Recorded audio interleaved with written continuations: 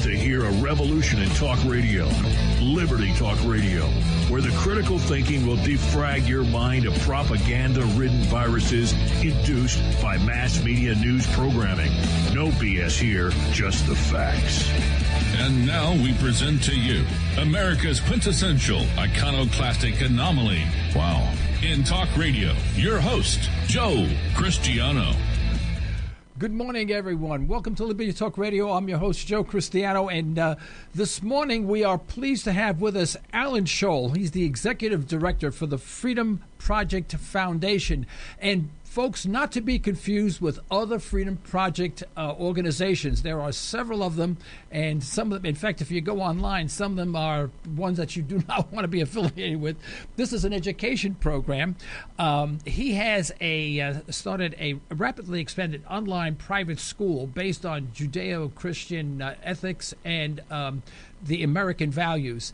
And this subject, as you longtime listeners probably already know, is very, very dear to my heart. If there's one subject that sort of ruffles my feathers more than anything else, is our current, what we call education system, which I think is an abomination of that word in and of itself.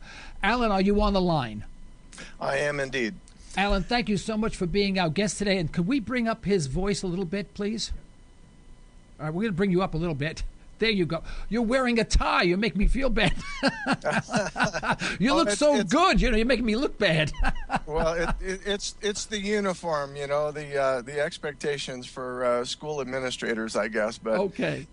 You know, I all those times that I had to go see the vice principal when I was in high school, he was always wearing a tie, and it was very intimidating. So I guess I okay. So now you're the man, right? Yeah, just being it. Okay, hold on. Could we bring his voice up just a bit? It's all the way. Okay. Can you increase your volume at all, Alan? Is there a way to do that? Yeah, let me see if I can give you a little more. And we can hear you, but you're a little muted. Okay. Yeah, I've got mine all the way up here. Okay. And I guess the mic can't get closer to you, right? The pickup. Okay. Yeah, I've got it right here at the corner of my mouth. So. Okay. Any closer would be difficult to speak. You'll be chewing on it. Okay. We don't want you to do that. Okay, Alan. I guess we can start by asking you to give us a little bit of a background. Starting a private school is no wimp enterprise. I mean, this is quite a change for anyone when you've been educated, I guess, and exposed to our current system. Starting a private school is the exact antithesis of where our country is going. You know, when did you make this change? Why did you make this change? And why did you embark on this project? If you can just give us some background on that. Well, the short story of the why would be that I have to confess first, I am a recovering public school student. That is a condition most Americans are in. Right. Even those that are conservative are struggling with all kinds of things that they've been marinated in 12 or 13 years of public school and 2, 4, 6, 8 years of universities that are pretty much captive organizations, and the left is pretty much firmly in control. And then we're all being marinated in most media, and I find it very, very refreshing to be on a program like this where we have somebody who actually understands what I'm talking about and is in favor of it and has an understanding of what's happening. But I had a lot of experiences in my life. I went back to school late in life, got a second degree, and then an MBA. And I had been involved in building a small college. And we started the college. It was an Americanist college. And it was successful and starting very small, and we had a bright future. But the biggest problem that we faced was that by the time American children, the vast majority of them, are finished with public school, which is where the vast majority of them go, they were already beyond the pale in terms of their political viewpoints. They were in favor of Marxism or collectivism at some level or to some degree. Even those that considered themselves conservative, which was a very small percentage by the time they get out of college. So that college, I won't go into in great detail, but that college, eventually there was a board split and the college shut down. At the time, I looked at it as a huge disaster. Now, looking back at my life, like a lot of people who believe in God, I see all the lessons of life as preparations for what God really had for me to do. And I wandered in the wilderness for a while before I found that. In 2005, we founded American Opinion Foundation. That's the parent organization, 501c3. And I pitched the idea of a K through 12 school, an online school that would do what a good private biblically based Americanist school would do. The kind of education that I had in mind was the kind of education our founding fathers received. We teach things like Latin and logic and American studies that schools have abandoned long ago, even a lot of the private schools and Christian schools or parochial schools. So I pitched this idea in 2008. We had done summer camps and different things to try to impart some of the principles of our founding. But this was a very ambitious project. We had no funding for it. But I pitched it in late 2008. We began building the curriculum in 2009 when the board was gracious enough to give me a chance to try this crazy scheme. We looked around the country. Private schools, Christian church schools, parochial schools are shrinking rapidly. It's been very difficult because of this marination of the general population. People just don't see the value in a true education. But we built the curriculum in 2009, 2010. We built the systems. We hired people. We went out and went on a fundraising bent.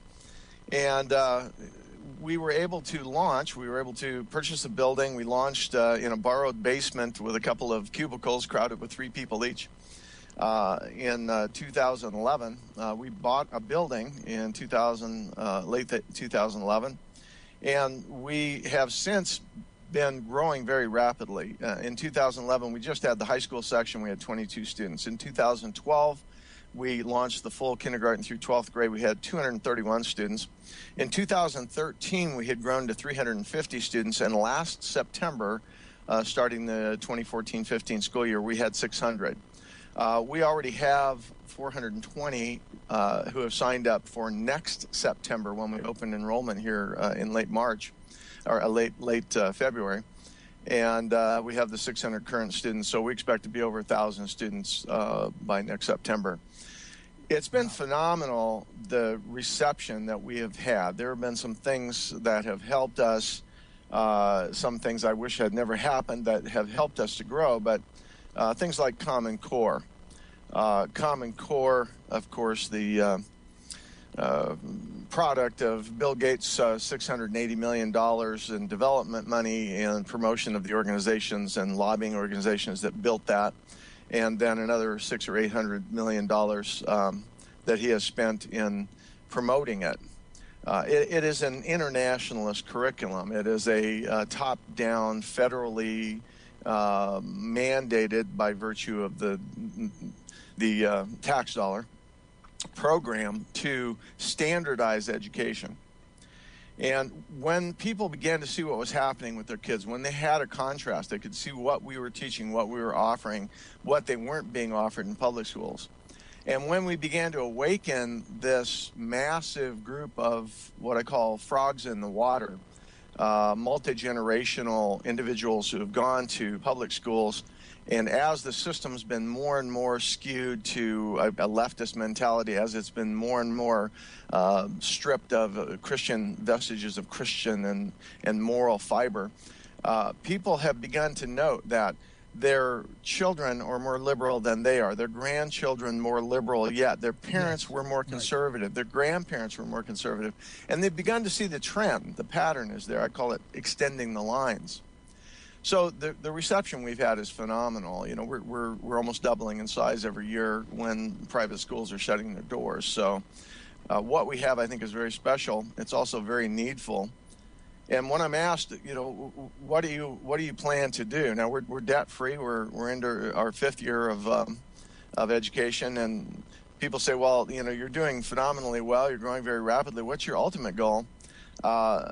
sometimes I tell them to sit down first, because our ultimate goal is to replace the public school system and shut it down. Right. Okay. That's our top priority. Right. Well, as you continue to grow, can you sort of look at the future for us and say, well, if we continue on the path that we're on now, and we keep on doubling in size, but you won't double in size every year, but I mean, you'll be increasing substantially every year. What's going to happen when it gets to a certain size? Is there a maximum number of students where you have to change your entire paradigm, or new building, or do something totally different? Not at all. We don't have to change the paradigm. Obviously, we will need more people, more technicians, etc. But we have a full-time staff of 12.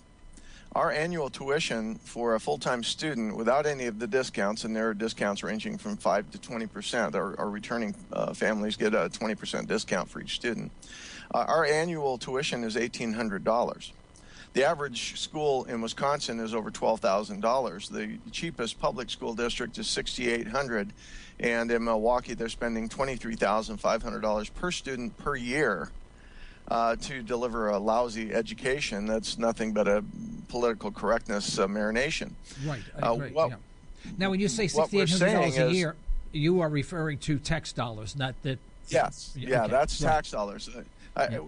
We have this same difference. I agree. It's same difference. Yeah, we have this discussion frequently. People say, well, the school I go to is free. No, it isn't. I'm paying for it. You're paying for it. That is correct. We're all paying for it. Right. Well, how?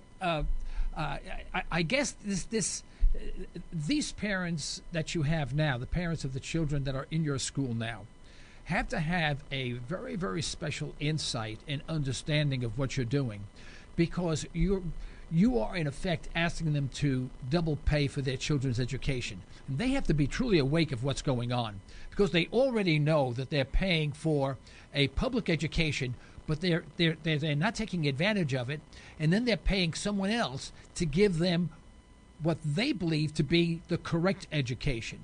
And have you tackled that particular objection, and especially in times today where the disposable income of the average family is actually decreasing? Yes, and really the key issue here, the key element is these are parents who love their children. Right. They care about their children, they care about the future, they care about their country. And they realize that if we don't break this chain of marination in these statist environments, the public school, they will see the death of the country they love. Right. And more than likely, they will see the destruction of their children. There are 9 different polls out there now that studied the effects of public school, 12 or 13 years, a kindergarten or first grade through 12th grade public education, on the children of professing Christian families. And they didn't denominationalize it. They just, if the family professes that they have a Christian belief, that they're a biblically oriented worldview, what happens with those children? They did this study, and they followed that up with about 9 different studies over the last 14 years. Actually, one of them goes back all the way back to 1988. The only thing they differ in is the percentage of children who will walk away. It varies from 66 to 88% of the children of those families who will walk away from the faith of their parents. Right. That's destruction on a massive scale. Absolutely.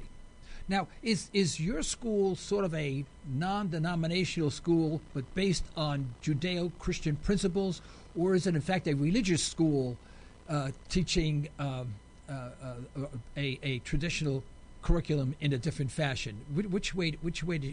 How would you define your school? It is a non-denominational school. Okay. We have people from many different religious denominations.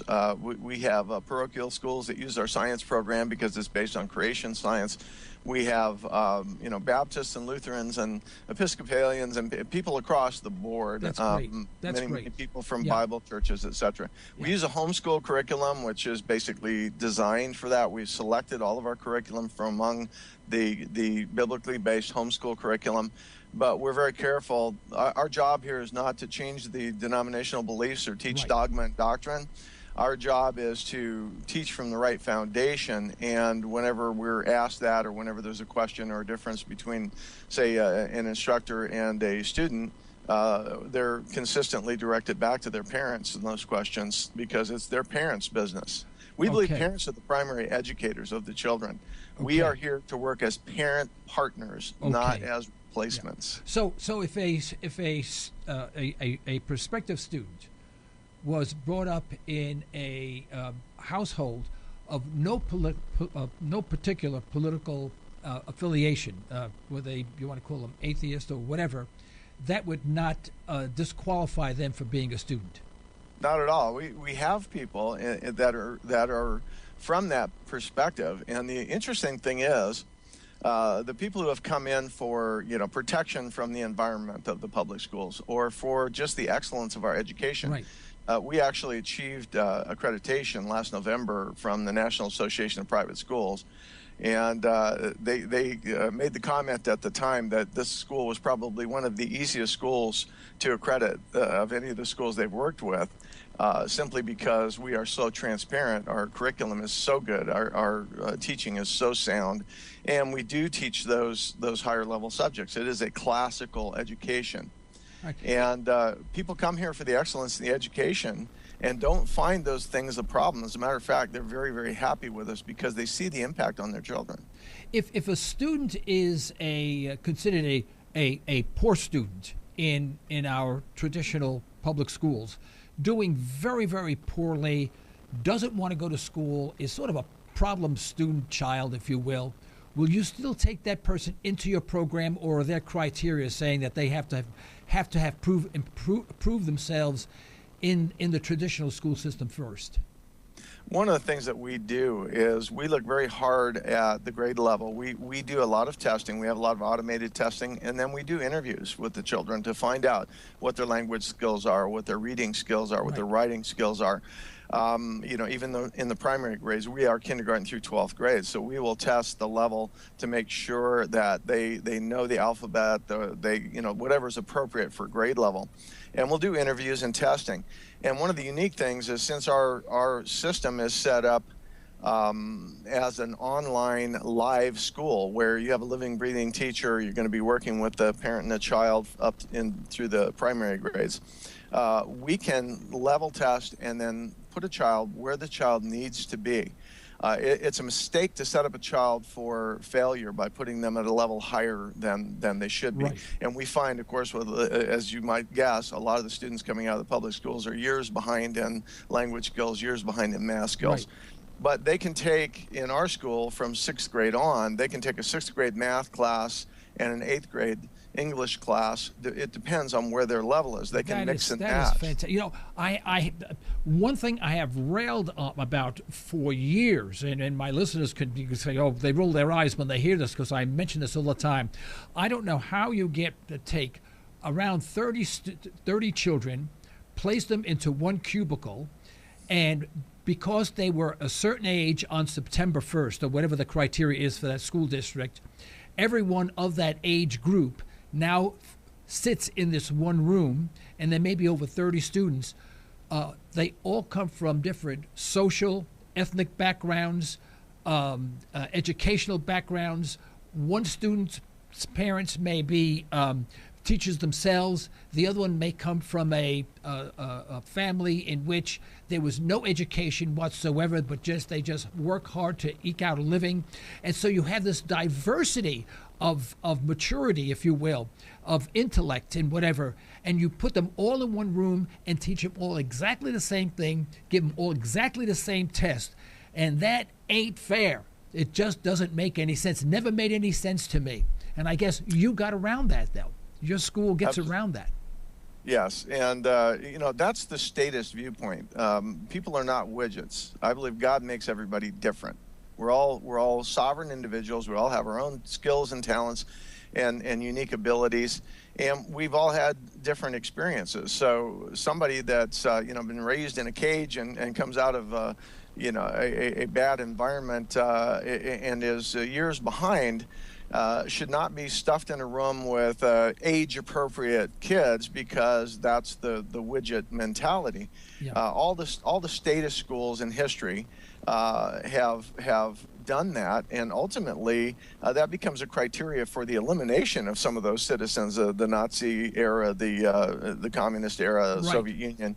If you weren't age appropriate, grade level or appropriate or whatever, you ended up digging ditches, or worse yet, in Siberia or in a death camp. The concept here is we care about people. We care about individual people. We want people to grow up with a sound education.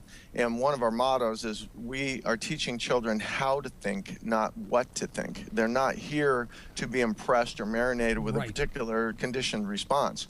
Common Core is the epitome of the conditioned response. Okay. There's one right answer, and it's the answer they provide. And what's really frightening is if you look at the Common Core curriculum, a lot of the materials that are being used, this is one of the books that's being used. It's called United States History, Preparing for the Advanced Placement Examination. Sounds very lofty. You go through and you read the book and you find out that they have not the Constitution and the Bill of Rights, but a summary of the Constitution and a summary of the Bill of Rights that these kids are supposed to study for this advanced placement test. And for example, Second Amendment, I think you're probably familiar with that simple phrase. The Second Amendment in their version is the American people are allowed to keep guns in a state militia. A little change of wording there. Yeah, a massive change of wording. It basically has eliminated the entire individual nature of the right. And if you have followed politics at all, you know that Barack Obama has been feverishly attacking states and threatening to withdraw federal funds if they don't abolish any state militia they might have, claiming that the National Guard, of course, is the state militia. They don't need one. Right. But if you are familiar with the Dick Act that formed the National Guard, it was very clear in the language of the bill itself that the National Guard was never intended to be the militia that the Constitution that is correct. mentions in the Second Amendment. So, the whole thing is fairly transparent. If you look at the First Amendment, they've added a parenthetical phrase to the bottom of it that doesn't exist in the First Amendment, except in cases of separation of church and state. Right. So this is what's happening in the teaching. Not only is it a one-size-fits-all prescribed answer to every question, not only is it internationalized, and if you look at their own promotional materials, it certainly didn't come from the bottom up from a group of governors and educators. Right. It came from two lobbying organizations in D.C., both very internationalist in their viewpoint. But it also prescribes answers that are horrifying when you look at the impact and effect. One of the English exams, we hear, well, it's only English and math. One of the English exams or exercises that I have here on my desk has a series of questions. Reword these questions to make them more powerful. Yeah. One of the questions is every order of government must be obeyed. Wow. That's not an English lesson. Wow. Oh my goodness gracious! You know what? I'm a terrorist. What can I tell you? I mean, by all these definitions, I should be, I guess I'm a candidate for Guantanamo. It's terrible. I mean, but this is what bothers me, and I railed about this as well. This is one of my favorite subjects, by the way. I shouldn't say my least favorite subjects. That's why I rail about it. But it seems that those people who go into the public school system, from my perspective, and it's a prejudiced statement, I agree with you, is that people who become teachers are those people who were unable to break away from a failed system, so they stay in the system. They just change their place in the classroom from the seat to the front. And they really never leave the system. So what they are teaching is what they've been exposed to in the classroom, which is exactly what you're talking about, and then reinforcing that to the next group. So then when you bring up these principles, people look at you like you've just grown another head or something, or you're an alien, or a terrorist or something like that. And these are what you're saying is so basic. They're basic to the understanding of the true American psyche, but you are being considered a radical by their definition. This is what frightens me. I've done a lot of examination and investigation. I've spoken for over 30 years on these issues, and the history of the American public school system is one of the most horrifying stories that you could possibly imagine. I agree. I have a video on our site. We have a YouTube site, and it's called the YouTube channel is called FreedomProject.com, DOTCOM. So it's WYSIWYG there, phonetic for those people who didn't learn Look-say. But this video is a talk that I gave all over the country for a couple of years now. And it chronicles the history of the American public school system and the capture of the public school system. There are quotes in there that are just horrific. And if you look at the organizations of today, and you harken back to the 90s when we had Hillary saying it takes a village to raise a child. Now you have Melissa Harris Perry of the MSNBC, who just happens to be the head of Lean Forward, one of the forward umbrella of organizations that the Obamas have put together. And it's an advocacy group for public school. She gets on the air, and I have a recording. It's on the web. You can go find it. Melissa Harris Perry says, well, kids don't really belong to families. They don't really belong to parents. That's right. They belong to whole communities. And we just have to develop this collective notion of children. And, it's Marxist dialectic, sentence after sentence, line after line, statement after statement. And what she's telling us is your kids don't belong to you. They don't belong to the family. They don't belong to God, which I think most Christians, we don't really feel we have ownership of children in that sense. Correct. We're stewards of the children. And if we don't believe that as a Christian, that there will come an awakening one day when they walk out on their own. But we are seeing a complete reversal. It's the world turned upside down. That is the nature of the public schools. For 22 years, the head of the American Federation of Teachers, AFT, was a gentleman who was also concurrently one of the founders, board members, and leading lights of the Young Socialist League of America. If you go, for example, you've heard of the Saul Alinsky Communist Manual for Community Organizing and Changing America. Saul Alinsky wrote a couple of books, Rules for Radicals and Reveille for Radicals. And if you want to get a copy of that book, I know where you can get one. All you have to do is go to the National Teachers Association, the NRA. I'm sorry, not NRA. What is it? The National Education. NEA, I'm the senior moment here. NEA, the National Education Association website today. And on their recommended reading list for books for teachers, you can buy a copy of Rules for Radicals and Reveille for Radicals. These people made a statement in 1946, the NEA. On their website, you can find their announcement in 1946, almost immediately after we joined the United Nations, as to how the teacher has to play a major role in preparing children for one world government. Well, they're doing a good job of that, because there's teachers in my family, and they think that I have totally lost my mind with my radio program. They could not agree. They agree with absolutely nothing I say, because I do not repeat and the dialogue that they've memorized. And what bothers me is they're teachers and they cannot think. They can only repeat, and it really grabs me. I say, well, can you answer this question?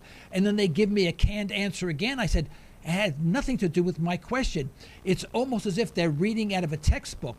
And what bothers me is I actually try to engage in conversations with public school teachers. And it seems that if it's a female and I ask them a question, and I'm not nasty to them, I say, I have a question. You're being a teacher. Here's a problem. Maybe you can help me. The two most common responses I receive, and I kid you not, this almost sounds like I'm being nasty, but I'm trying to be very polite, is they just stare at me and they can't answer, or there's tears in their eyes and they get very upset. And I very rarely get an answer. I mean, it's almost as if I went up to them and said something nasty to them, slapped them around a little bit, and then they started to cry. And I've tried so many ways to say, could you help me understand why we are doing this? And I'll explain my situation. And they just stare at me. And it's like deers frozen in the headlights. They're frozen. They cannot move. It's the most debilitating situation that you could ever find yourself in. I agree wholeheartedly. I've had those conversations, and the other response, if you get somebody that's really a dedicated Marxist, that is in the school system, a real leftist, they will have a conditioned response. They'll have a statement that they say that usually has very little to do with the subject matter or the question. It's a statement of their control. It's a statement of their rightness. It's not an argument. It's a projection. And I've been frustrated by that. I find so many people who have this perspective, and it's a conditioned response. It's very Pavlovian. If you think about grandparents and then parents, and then this individual goes to school and they study under people who have this worldview. And anybody who doesn't have that worldview is vilified and marginalized and eventually pushed out of the system. We had a school system, just by example, a school system here in the state of Wisconsin with 686 employees, top to bottom, administrators, janitors, etc. They polled that group. There was one registered Republican and 2 independents. All the rest were registered Democrat, Green Party, Socialist Party USA. I mean, it was incredible, but proof positive of what I maintain. But when they are marinated in that, they can only vomit up the conditioned response. Right. They are frogs in the water who have accepted the marination. They're cooked. The people like myself that go through the school system, and we have parents that believe in God and are conservative. My father was a D-Day veteran. He went ashore on Omaha Beach on D-Day. Very, very strong, patriotic American. And he used to be the classic letter writer to the editor in a local paper, and he was kind of famous in that regard locally. But I was getting these 2 stories, but I'm getting, dinner table conversation from my dad and, war stories in this. And then I go to school for 8 hours a day, 5 days a week.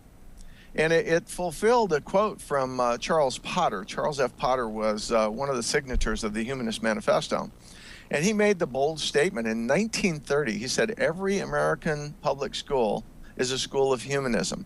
After all, what effect can 1 hour of Sunday school on a small percentage of children have against 8 hours a day, 5 days a week of humanism? Yeah. And that was the plan. That was the goal. Right. John Dewey, the father of modern progressive or public education, there was a brass bust of him on the counter of the administration office of my high school in Yuba City, California, Central Valley, farming community, very, very conservative community. But the local public school, Yuba City High School, had a bust of this guy on the counter. And it was John Dewey who said that the public school system needed to be a proselytizer of a new faith. He was one of the signatories of the Humanist Manifesto 1, as was Charles Potter. Right. Now, you come up in more recent years, the protege or the next generation of John Dewey was John Dunphy. And John Dunphy was even more strong in his statements. He wrote an article in the, I think it was February 1973 issue of the Humanist magazine. And this is an educator, revered educator. He said the teacher in the public school classroom must be the proselytizer of a new faith, the faith of humanism, resplendent in the delivery of the promise never realized by the rotting corpse of Christianity. That's a fairly blatant agenda. Wow. All right. Alan, if you would hold on, we're a little bit late for our station identification. Please do not go away. Okay, you promise? Okay. Okay. You're listening to Liberty Talk Radio. Political talk derived from a historical perspective. Not always palatable, but good food for thought. Pure libertarian talk with host Joe Cristiano. LibertyTalkRadio.com. Express Test is your go-to company for on-site occupational health testing services. That's right, we said on-site. That means we will meet you at your facility for a free health and occupational safety consultation. Express Test specializes in hearing conservation, respiratory protection, and employee safety. We can help you establish viable programs tailored to your business and employee needs. For your free consultation, call 918-743-2929 or visit us at expresstest.com. That's 918-743-2929 or expresstest.com. Do you find yourself asking, what did you say? Aaron Cristiano of Ranch Acres Audiology has over 25 years of experience helping patients just like you. Hearing requires conservation. We need to be aware and we need to be responsible for our own hearing health. Understand more with a little help from Ranch Acres Audiology. Call 918-749-7711. That's 918-749-7711 to learn more. We'd like to thank attorney Constance Squires for her support of Liberty Talk Radio. If you want a comprehensive way to affordably avoid legal issues, call Constance Squires. For a free consultation, call 918-254-9283 or go online at isthyWillDone.com. This isn't your typical talk radio show. This is Liberty Talk Radio. The second part of our program, we do encourage people to call. Our toll-free number is 888-773-4496. I'll repeat that, 888-773-4496. When you call, if you're not prompted, you need to press the 1 button, and then that will place you on the board, and I will know that you want to ask a question, and I'll bring you in. All right, so it's 888-773-4496. Don't be embarrassed. There's no such thing as a stupid question. Please call, ask a question, make a comment, or if you disagree, even better. If you disagree, we'll have some dialogue there, and we will be respectful to you, I promise you. All right? Now, in the interest of full disclosure, you're probably on video with one of the worst students in the world. I was a horrible grammar school. When I went to grade school, I did very poorly. In high school, I was asked to leave twice. My poor mother, she was an angel. I made her suffer, you know. And I finally woke up about 40 years old. I finally said, I started to read, and I started to really get into it. I mean, I recall taking days off from work, and I had a pretty good job at the time, and just to read, you know. And I did literally a 180, and then I got involved politically. I even actually ran for U.S. Congress back in the 2000 general election, and I found myself being told by my competitors' entourage, they were so happy to have me on the program because I energized the conversation. And I thought I was getting a compliment from my from those people I was running against, because so many times you'll have either Republican or Democrat spouting the same dialogue over and over again, and I brought some refreshing ideas and comments. Unfortunately, I couldn't get to change their mind because they're ideological, you know, they're stuck in their ideology. But it was an interesting experience. But I'm a real late bloomer. I'm a really, really late bloomer. And I started giving speeches in my late 30s, I guess my 40s. And I worked for a very large good corporation, but I realized there was something as wrong with the way corporations are organized, the same way our schools were organized. And I saw this connection, and I actually have a registered trademark today of America's foremost corporate exorcist. And I guess what you are is you are America's educational exorcist, aren't you? Can I that's ordain you with that word? That's an interesting title, which I will tell you. That's a mantle I'll take with some pride. I think, yes, as I used the term earlier in the show, I am a recovering public school student, and my primary goal in life is to help a lot of other people recover. We don't have a 12-step program. We have a 12-year program for kids, but I've discovered personally that a lot of the kids that didn't fit in and don't fit in today, they have a cure for your problem now. They give you drugs and keep you zombieized for the 12 years, and then they just go ahead and graduate you. Right. But no disrespect to anybody who's on medication. I think the vast majority of it is unnecessary, even insidious. We have a disease that didn't exist prior to 1955, and all of a sudden we've got 40 million young people that need to be drugged to make them behave in school. Right. There's some issues there with families and discipline and things. I understand that, but what I will get back to here is that many times it's because you sense that what you're being taught doesn't ring true. We have this built-in filter, and it gets clogged after a while with the garbage that you get in the public school system and media and entertainment. But we have this built-in filter, and I think most kids are pretty perceptive. And they start out, they go through this process, and at some point, many of them just decide, you know what, this is bunk. Most of what I'm hearing is not true. Most of what I'm hearing isn't going to help me. I love the little memes, to the point of I'm math challenged. I have an MBA, and my biggest struggle was getting through algebra 1 and 2 and statistics. But the little meme about 3 angels dance on the head of a pin and a train is running 90 miles an hour and 2 dogs jump off. How many potatoes are there in the last car? Word problems look like that to me. Now, I'm fine with multiplication, addition, subtraction, but I had the same experience. I looked at history and I thought, wait a minute, this doesn't sound right to me. It's all black and white. The communists are our friends. Everybody that lived below the Mason-Dixon line is an enemy.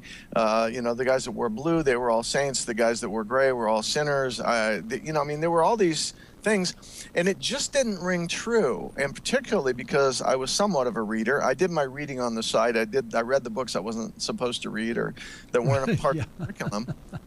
And it didn't line up, and I had my struggles in public school. I'll just say everyone needs to stop where they are.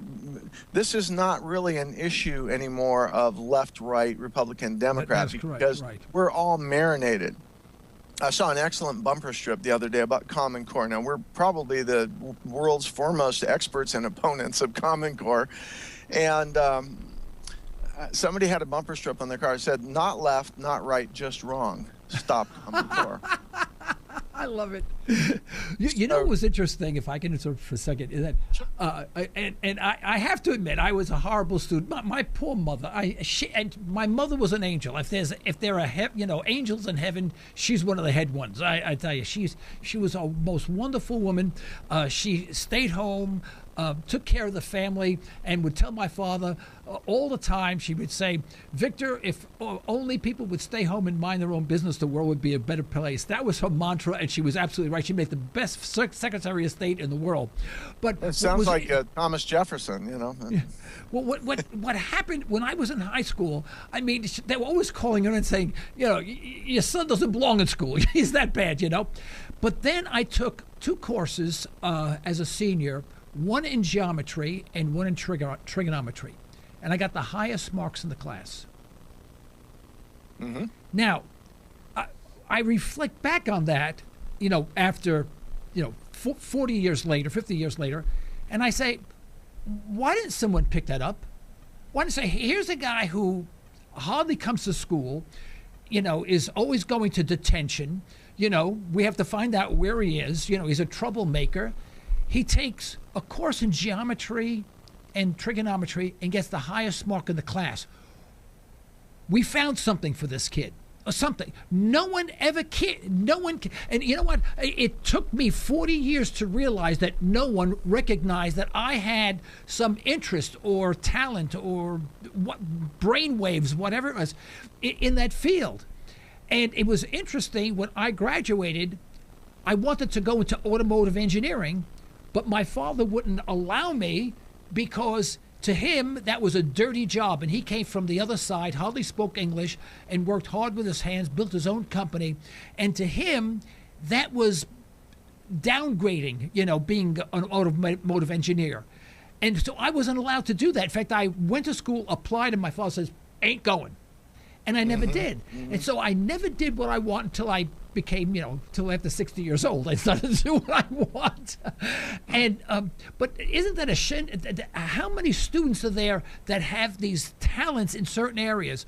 And when I say that, I want to include the world's billionaires. More than half of the world's billionaires have no college education, and a majority of those who don't have a college education don't even have a high school education, and they're the world's billionaires. What do they know that we don't? And how come we don't pick up these indications from students saying this person has a talent here? You have to understand what the purposes of the public schools are. And the difference, I mentioned the world turned upside down. A parent's role is to find out what God made that child to do. Right. What is their skill? What is their talent? What is their ability? What is that God-given ability that they are to develop and carry forward? A parent or a mentor, it could be a mentor. We have some billionaires that are not such great people, George Soros and others, and sometimes the way that they achieve that is to, become a minion of the Nazis and then the communists and whoever else they can latch on to make their money. But generally what happened was somebody, a parent or a mentor, and it's the parent's job to do this. We've lost that in this country. The parents are the primary educators, and they know their children better than anybody else. They do most of the primary education before the child ever hits a school. And if they love their child, they should be striving to figure out what it is that God has for their child to do, what it is that child really is fitted to do. Right.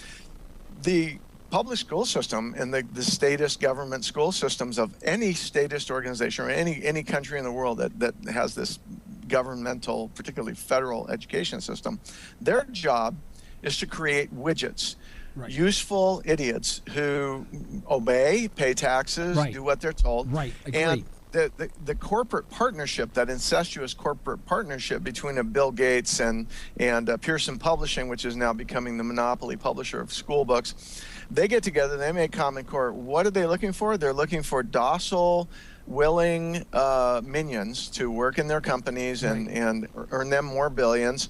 They're looking for people who do what the government tells them to do, like the question I raised. They want widgets. They want everybody in that same mold, and that is the purpose of Common Core. That's the purpose of the public school system. And when that system's also been captured by people with a political ideology like Marxism, they're going to impart that as well. There's a reason that it's politically incorrect to believe that communism even exists, even though the majority of the countries in the world have some form of Marxist, socialist, collectivist government. Somehow we're supposed to believe in America that communism is dead. Right. The word conspiracy. I just wrote a lengthy thing on my LinkedIn page, a post, talking about the word conspiracy and how that word, along with other words like gay or gun owner or, there's a whole plethora of them, have been turned into trigger phrases. If you utter the word conspiracy and you are a Christian, conservative, Republican, you're immediately vilified, ridiculed, pilloried, tarred and feathered because you're this right-wing extremist nut. Conspiracy nut, conspiracy kook, there's a whole list.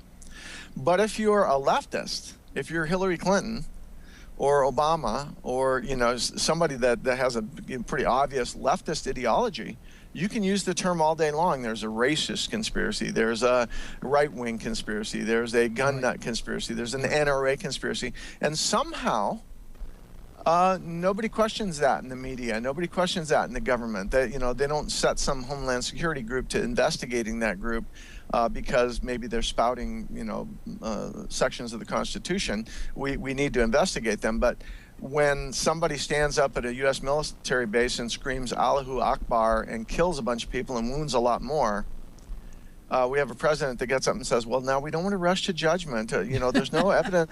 There's no evidence this is anything but a workplace related, shooting. We've been conditioned to obey, just like that question in the English exercise. We've been conditioned not to question. Yeah, I've always had personally a problem with obedience, I guess, Yeah, maybe that's why I'm a talk show host. That's the widget People factory. can turn me off, but they can't shut me up. And that's part of the problem with all the kids on Ritalin and the idea of pushing kids through grade to grade, whether or not they learn, and not caring whether or not. Now they're talking about school to work and college and career ready. That's a catchphrase. That's a buzz term for the widget is complete. Right. Because they haven't done anything to ask this child or his or her parents, what job he wants or where he wants to work. Right. Did you see the articles? A plethora of articles came out just recently.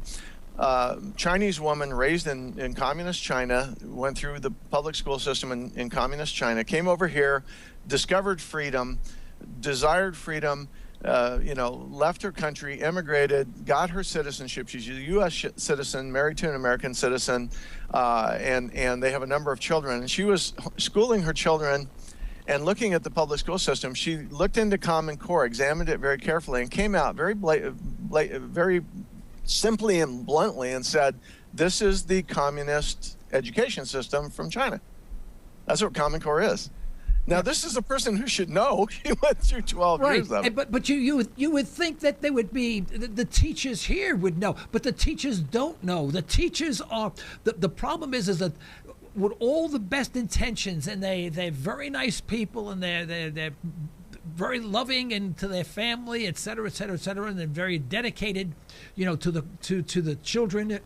They don't know what they're doing. They have no idea what they're doing. We talk about intellectual derelicts. I always thought that was a bad term. We should say degreed derelicts. Because if you're intellectual, you cannot be a derelict. You cannot do that. We're not intellectual. We're degreed. We're degreed derelicts. And that's what we have. People who have been conditioned with a degree, teaching our students the same malarkey and under the same paradigm that they worked under, and they cannot see any change whatsoever. It's rare that a teacher actually has a epiphany and says there's something wrong with this. Well, many of them are ivory tower intellectuals who have there's an old saw, if you can't do, teach. But these people went through the system, got a degree in some discipline, went to work for a college, became a professor, and they've been teaching that discipline. They've never actually done it.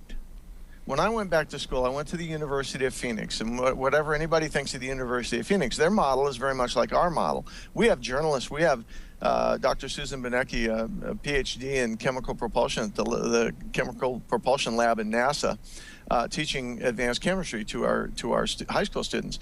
We have people that are journalists. We have people that are authors. We have people that are historians. They actually know what they're talking about, and they've done it successfully. And that was the model at University of Phoenix. Interesting. You had to be a working professional with a gainful employment of some stature and a degree to teach in their marketing classes or their administrative classes or their personnel classes. And that's the model that America was built on. If you didn't teach your child at home or in a local school supervised by parents, where the teachers were often hired by a group of parents and then lived in the parents' homes on rotation and taught in that little local school where their children were carefully monitored and the parents participated, when they got beyond what could be done there, what did they do? They went to apprenticeships. If you wanted your son to be a silversmith, you sent him to Paul Revere. If you wanted your son to be a wagon rider or a farmer, you found somebody with good character who had skills in those areas. Right. You didn't go find somebody who's done nothing their whole life but study about it, learn about it, then teach about it. Yeah. A very sad story. My wife, went to college first, wanted to become an audiologist, and she went to the counselor. She wanted to be an audiologist, and that's a hearing doctor professional. Yes. And the counselor, and I won't go into the reasons why, but it was a physical thing, and said that, oh, I'm sorry, you don't qualify, you can't qualify to be an audiologist, and she took what that person said at face value. And she says, oh, I can't. He says, oh, no, you can't. You can never become an audiologist. You don't qualify. Now, she was a straight A student, right? She got her master's degree in worthlessness and got a job as a as a personnel manager. She hated the job. And one day, just by accident, she was asking someone, she said, you know, I always want to be an audiologist, but I can't because they told me because of my handicap. And the person looked at her and said, that has nothing to do with it. She says, you're kidding. She says, no, whoever told you that? And she explained, she said, nothing. So she went back to school and she went to another counselor and said, I want to be an audiologist. Could I come back? And she had straight A's. I mean, she had no trouble with school. She'd get it. In fact, she had a grant in the whole bit. And they said, of course you can be an audiologist. She took what that one person said and wasted something like 6 years of her life. And it's a sad story. Every time I hear that, I get angry because of one jerk saying and had no idea what he was talking about. Now, my problem is that there's no one in these schools talking to these children. How many in these schools where you have many minority children who only see the basketball court as a way out because they think they're going to go to the NBA?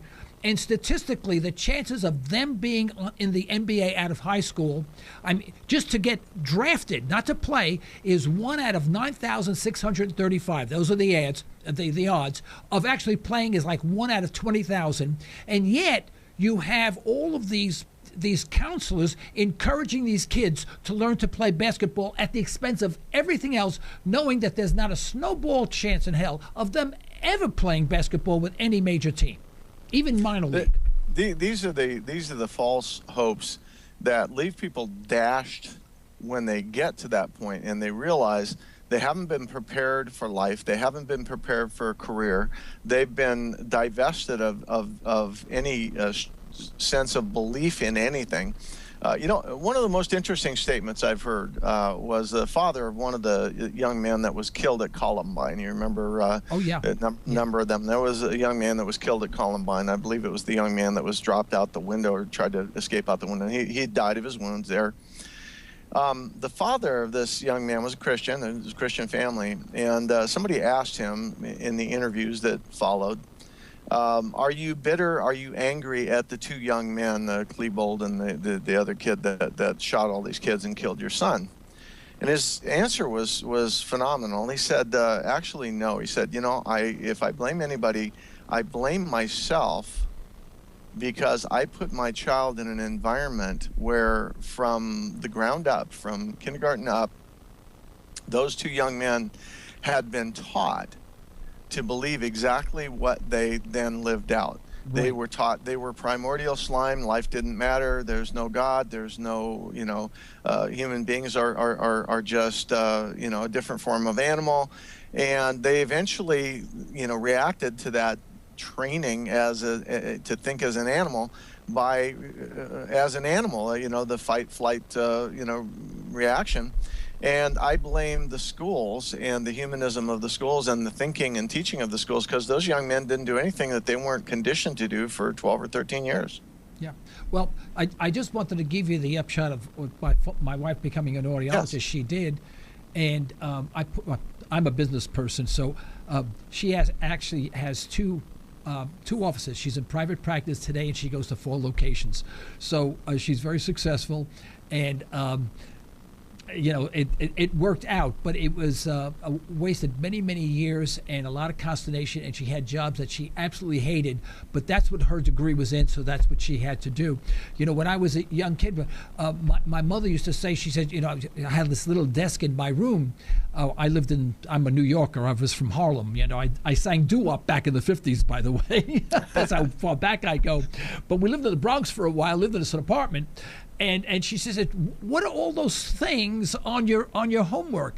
And I told my wife, I said, well, that's my Stromberg 97 carburetor, because I was still playing around with cars and taking things apart on my homework assignment. But anyway, we don't recognize these things. And now we only have a couple of minutes to go. We have this Godzilla called the public education system. What do? In 60 seconds or less, what do we do? All right. Well, let me propose that Freedom Project Education is a part of the solution, and we've always intended that we would create imitators, and we like to see that. Other people see it as competition. We don't. We see it as a movement. We are part of the same force moving to correct a big problem. So we need to see more private schools based on this. I think the online model is an inexpensive and excellent way to reach virtually anybody. Can go to our school. It's inexpensive. It's of very high quality. It teaches the right things the right ways. And it creates a remnant of thinking American citizens who understand what the values of this country are, and it's on the right foundations. So I'd like to, the URL is FPE for Freedom Project Education, FPEUSA.org. I think they're one of the most prominent movements and important movements in America today is the homeschool movement. Make a choice to get your child out of there. Find an alternative to the mill. Find an alternative to the widget factory, and get your children out, your grandchildren out. If you got to dig in your pocket and pay a little extra, the question you got to ask first is, do I love my children enough to make the right choice for them? Right. And that's really the solution. Is American people, the American people need to wake up and realize what's been done to us, who's in control of it. My video is online on our YouTube channel, freedomproject.com, DOTCOM. It's called Who Owns Your Children? And every American needs to watch that. You need to realize that the people who are teaching, the teachers who teach the teachers at Columbia University 2 years ago in Atlanta at the teachers conference, the major speaker there was Bill Ayers, the former head of the Weather Underground, a Marxist revolutionary who, if you go to the web, you can see a video of one of the other undercover agents talking about a meeting with 25 of these intellectuals with advanced degrees from major universities, discussing very calmly and coldly how they would kill 25 million Americans that couldn't be converted to the Marxist philosophy.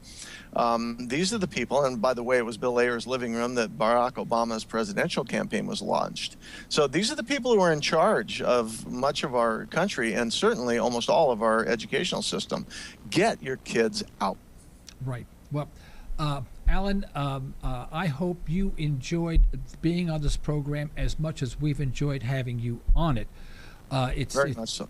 It's a terrific educational program. I hope that this program is viewed by enough people so it has an impact and assists you in the mission of your school. And I hope we're just part of that process that gets the word out. I want to thank you so much for being on our program, and I do hope that you will accept our invitation to return sometime at a later date. Absolutely, I'd love to. And thank you very much for the opportunity to talk about these things. They're very near and dear to my heart. Thank you so much, Alan, and goodbye. Thank you. Wow, that was really terrific. This is really terrific. So,